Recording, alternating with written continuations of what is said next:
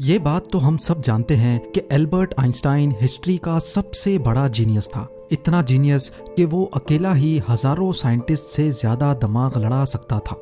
जो चीज हम इंसान समझना तो दूर की बात, सोच भी नहीं सकते, वो आइंस्टाइन ने सोची भी, समझी भी और उसको पूरी दुनिया के लिए आसान भी बनाया। एल्बर्ट आइंस्टाइन एक फिजिसिस्ट थे जिन्होंने थ्योरी ऑफ रिलेटिविटी, E=mc² और फोटो इलेक्ट्रिक इफेक्ट के लॉज बनाकर पूरी दुनिया को हैरान और परेशान छोड़ दिया था और इसकी वजह से ही इनको नोबेल प्राइज से भी नवाजा गया। इनकी एक्स्ट्रा ऑर्डिनरी सोचने और समझने की सलाहियत देखकर लोग समझते थे कि आइंस्टाइन के पास एक स्पेशल ब्रेन है जो हम आम इंसानों से काफी ज्यादा मुख्तलिफ है। इस बात का खुद आइंस्टाइन को भी अंदाजा था। इसी वजह से वो नहीं चाहते थे कि मरने के बाद इनकी बॉडी के किसी भी हिस्से पर रिसर्च की जाए, बल्कि उन्होंने तो ये इंस्ट्रक्शंस दे रखी थी कि मरने के बाद इनकी बॉडी को जलाकर राख कर दिया जाए। लेकिन फिर वही हुआ जिसका आइंस्टाइन को डर था। 18 अप्रैल 1955 को प्रिंसटन हॉस्पिटल में जब आइंस्टाइन का इंतकाल हुआ तो ऑटोप्सी के लिए यानी मौत की वजह जानने के लिए जो डॉक्टर आया उसने चुपके से आइंस्टाइन का ब्रेन निकाल लिया, क्योंकि उसको ये जानने की क्यूरियोसिटी थी कि दुनिया के सबसे बड़े जीनियस के ब्रेन में आखिर ऐसा है क्या। जेम टीवी की वीडियोस में एक बार फिर से खुशामदीद। नाजरीन, आइंस्टाइन का ब्रेन चुराने वाले डॉक्टर थॉमस हार्वी थे, जिनको अपने साथ होने वाले अंजाम से ज्यादा इस स्पेशल ब्रेन को स्टडी करने में दिलचस्पी थी। कुछ दिनों के बाद जब प्रिंसटन हॉस्पिटल को डॉक्टर हार्वी की इस हरकत का पता चला तो उनको अपनी जॉब से हाथ धोना पड़ा। लेकिन डॉक्टर हार्वी आइंस्टाइन के बेटे हंस अल्बर्ट से जैसे तैसे करके ये परमिशन लेने में कामयाब हो गए कि वो उसके बाप के स्पेशल ब्रेन के अंदर छुपे राजों से पर्दा उठाकर उसको दुनिया के सामने लाना चाहते हैं। इस दिन के बाद से शुरू हुआ इस ब्रेन का एक लंबा तरीन सफर। डॉक्टर हार्वी एक पैथोलॉजिस्ट थे जो सिर्फ पोस्टमार्टम करना जानते थे। ये उनका सिर्फ ख्याल था कि वो इतने बड़े जीनियस के ब्रेन पर रिसर्च कर पाएंगे। अब कंडीशन ये थी कि डॉक्टर हार्वी प्रिंसटन हॉस्पिटल की जॉब से भी हाथ धो बैठे थे और अपने पैथोलॉजिस्ट का ओहदा भी। आइंस्टाइन का ब्रेन जो पहले ही डॉक्टर हार्वी प्रिजर्व कर चुके थे, वो इसको लेकर पेंसिल्वेनिया के शहर फिलाडेल्फिया ले गए, जहां उन्होंने ब्रेन की कई फोटोज ली और फिर उसको 240 छोटे छोटे पीसेज में काटकर हर पीस को अलग अलग जार में प्रिजर्व करके अपनी बेसमेंट में छुपा दिया।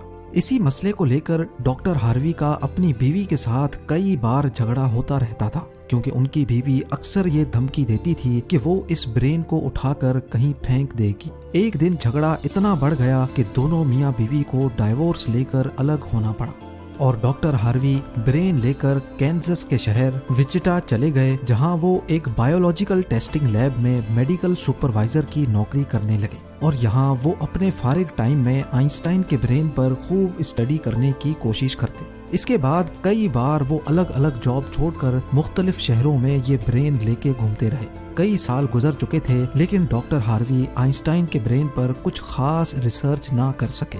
उल्टा उनका मेडिकल लाइसेंस ही कैंसिल कर दिया गया और नौबत यहाँ तक आ गई कि उनको एक प्लास्टिक की फैक्ट्री में जॉब स्टार्ट करनी पड़ी।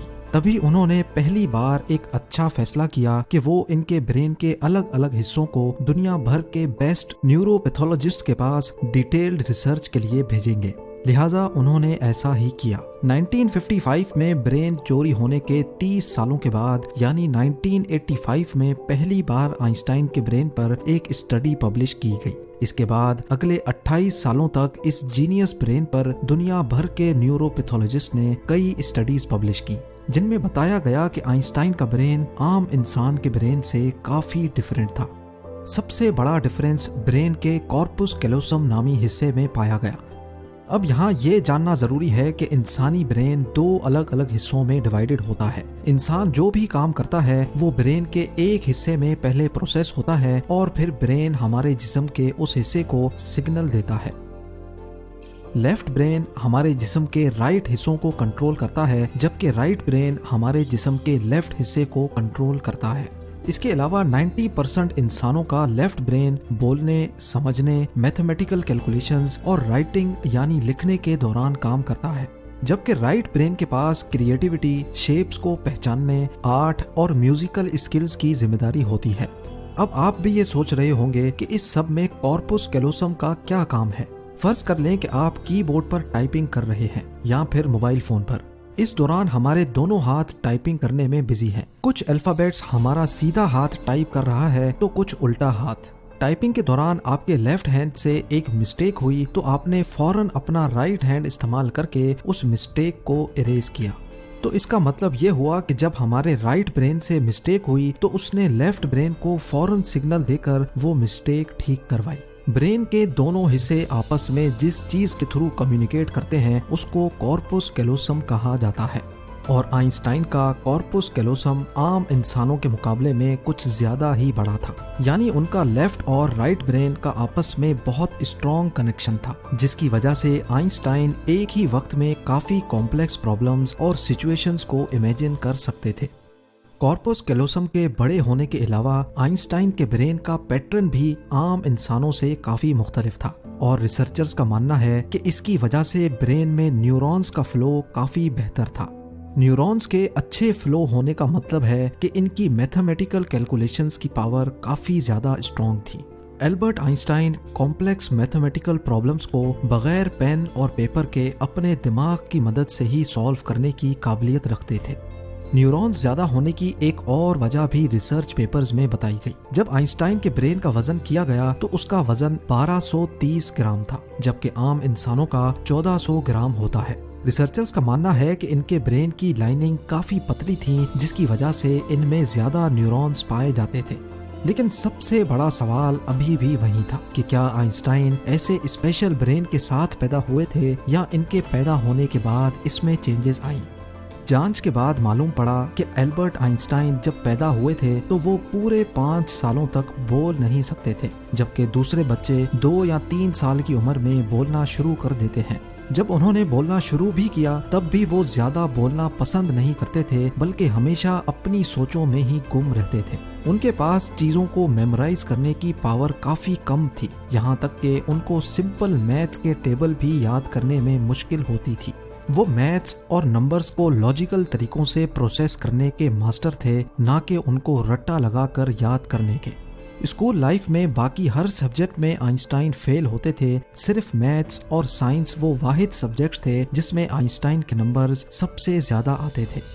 जब एल्बर्ट आइंस्टाइन 12 साल के थे तब एक फैमिली टीचर अपनी ज्योमेट्री की बुक इनके पास भूल गए। हैरत अंगेज तौर पे सिर्फ एक ही दिन में आइंस्टाइन वो पूरी बुक पढ़कर अपने ज्योमेट्री के कॉन्सेप्ट्स क्लियर कर बैठे। ना सिर्फ इतना, बल्कि सिर्फ 14 साल की उम्र में ही वो इंटीग्रल और डिफरेंशियल कैलकुलस के मास्टर बन चुके थे। मैथ्स और साइंस में इनकी इतनी स्ट्रॉन्ग ग्रिप थी कि जब वो क्लासरूम में कोई सवाल पूछने के लिए हाथ खड़ा करते थे तो प्रोफेसर्स घबराने लगते थे, क्योंकि आइंस्टाइन के अक्सर सवाल टीचर्स के भी ऊपर से गुजर जाते थे। छोटी सी उम्र में ही वो इस यूनिवर्स के लॉज को एक छोटी सी इक्वेशन में बंद करना चाहते थे और यही उन्होंने अपनी जिंदगी का मकसद बना लिया था। 26 साल की उम्र में आइंस्टाइन ने 4 रिसर्च पेपर्स पब्लिश करके पूरी दुनिया को हैरान कर डाला और इसी वजह से उनको पीएचडी की डिग्री और ह्यूमैनिटी के लिए आला किरदार अदा करने की सूरत में नोबेल प्राइज से भी नवाजा गया। इसका अंदाजा आप सिर्फ इस बात से लगा लें कि आज भी आइंस्टाइन की उन थीसिस के बिना साइंस बिल्कुल अधूरी है। कई डॉक्टर्स और साइंटिस्ट ने ये नतीजा निकाला कि आइंस्टाइन का ब्रेन उनके पैदा होने के बाद स्पेशल बना था, जिसकी सबसे बड़ी वजह यह थी कि जब उनको अपने सवालों का कोई जवाब नहीं मिलता था तो वो खुद अपने दिमाग की मदद से जवाब तलाश किया करते थे। छोटी उम्र में ही ऐसा करने से इनका ब्रेन उसी हिसाब से डेवलप होता गया। आज भी आइंस्टाइन का ये एक्स्ट्रा ऑर्डिनरी ब्रेन अमेरिका में वाक़े द मटर म्यूजियम में मौजूद है, जिसको बड़ी हिफाजत से माइक्रोस्कोपिक फिल्म्स में प्रिजर्व करके रखा गया है। उम्मीद है जेम टीवी की ये वीडियो भी आप लोग भरपूर लाइक और शेयर करेंगे। आप लोगों के प्यार भरे कमेंट्स का बेहद शुक्रिया। मिलते हैं अगली शानदार वीडियो में।